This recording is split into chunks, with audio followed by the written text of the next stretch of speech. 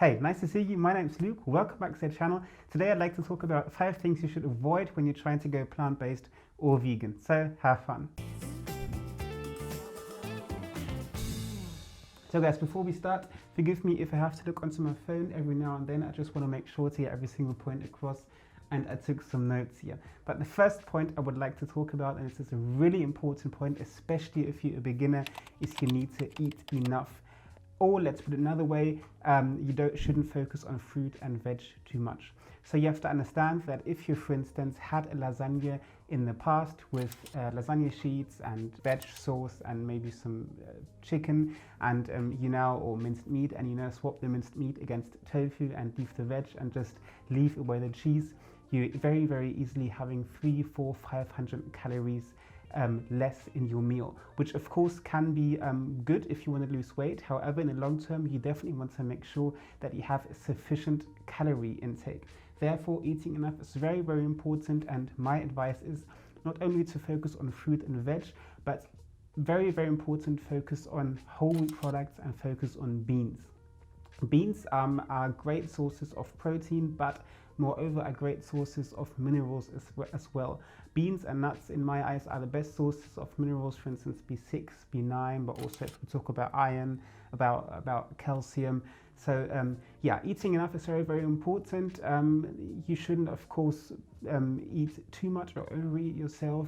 You can be in a lightly calorie deficit, but only focusing on fruit and veg will lead to low energy, will lead to tiredness, and you won't be happy if you want to try, or if you're trying to maintain a vegan diet on the long term when you only focus on low calorie foods. The second point are supplements. Now, I think supplements, after 6 years being vegan, supplements are just needed 100%. Of course, you also can try to have something like algae or eat unwashed fruits or veg, but it's very, very important to cover all your critical vitamins. In my eyes, every vegan should have a vitamin B12. I did a blood test several times. My B12 levels were very low for a very long time period because I didn't take my vitamin B12 regularly. Then I started to take it regularly, and now my vitamin B12 levels are at really good. I have a really good parameter, so at a really good level. Sorry for that.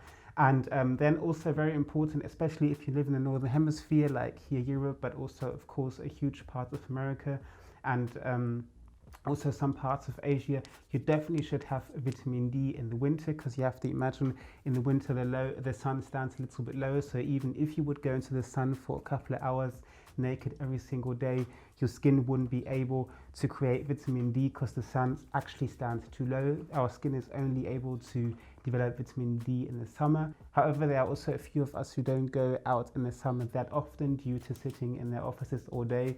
So maybe you should take vitamin D every single day. I take vitamin D in the winter, and I for myself can say that I'm not ill anymore. Of course, not only due to vitamin D, this is also due to sport and due to health and nutrition, but I find vitamin D is one of the most crucial supplements, along with vitamin B12 when going plant-based, but actually for every single person. If you're plant-based or a meat eater, vitamin D is a must.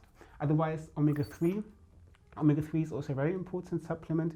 You have to imagine that, of course, there are omega-3 foods such as walnuts or hemp seeds or chia seeds, but your body is, it's very likely a body isn't able to convert these omega-3 fatty acids properly. Therefore, what I do is I skip the fish, basically. I mean, you have to understand there's the human, then here's the fish, and then here are the algae. And what I do is I skip the fish and I get my omega-3 directly from the algae with simple algae oil supplements. I get mine from Amazon. Some of them taste a little fishy. I got used to it. To be honest, I like the taste by now. But yeah, it's a very simple thing. Just get yourself some tablets, or like these omega-3 organic fish algae oil tablets. They cost, I think, 15 euros. This should be around, I think, 10, 12 pounds, and should be in about $18, $19, I think. And it's a really, really good investment into your health. Of course, besides eating a lot of walnuts, chia seeds, and hemp seeds and flax seeds. The third point is use the 80% rule. Yeah, this is a really nice one. Use the 80% rule. Don't get frustrated if you can't go fully vegan. I mean, there's anyway, I said plant-based and vegan at the moment. I always call myself vegan plant-based. I don't know, because I am vegan. I'm plant-based. No, I'm vegan to 98%. I do sometimes, very, very, very occasionally, have a normal pizza, maybe once a month. However, if you're trying to go in vegan or plant-based, don't judge yourself too early and don't be too hard yourself. If you have the feeling you need to have a pizza right now, or maybe even a sausage, or drink a cup of milk, well, then I think you should do it and not frustrate and not think, okay, I'm going to stop all this and I'm not able to go vegan. No, this is a mistake. You did it, you needed it, do it, and then go back to your usual diet. And please do not be too hard yourself, because I promise, if you have done this vegan thing for at least a couple of months, 1 to 2 months, you will feel better than ever. If you're doing it properly, if you focus on nuts, seeds, whole meal products, and of course fruit and veg, and have your supplements, you will have the feeling of your life. That's what happens to me. That's what happens to a lot of people. I know they lost so much weight naturally. They have more energy. Their skin, their hair was much thicker, much shinier. If I think of my girlfriend, her hair is as healthy as it was never before. So yeah, vegan is a great thing, but don't be too hard on yourself and give yourself some time. As I said, at least 30 days, but better would be 2 to 3 months. And the last point is, you need to start cooking somehow. You need to find out how to prepare delicious vegan meals, because a lot of people still think that vegan is quite boring and that there aren't that many flavors in a vegan diet.